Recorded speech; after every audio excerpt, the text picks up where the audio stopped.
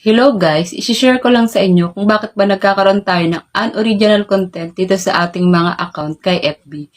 Like for example po, naka-open na sa inyo yung inyong professional mode sa inyong mga personal profile account, tapos meron po kayong FB page, katulad po nung nangyari sa akin.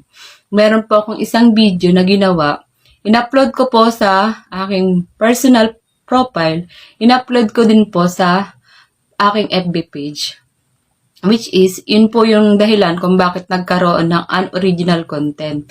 So, kapag po meron tayong video, pipili lang po tayo kung sa personal profile or sa FB page po natin siya i-upload. Kasi hindi po pwedeng i-upload ang isang video doon sa dalawang account.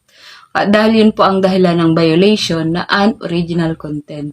So, kung gusto niyo pong mag-upload, dalawang video din po yung pwede nyong gawin. Kasi yung sa akin po, kaya hindi ko napa-approve yung in-stream ads kasi po yun ang naging dahilan.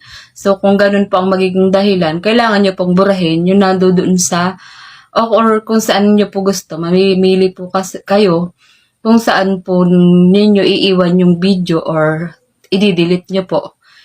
Yun lang po. Maraming salamat.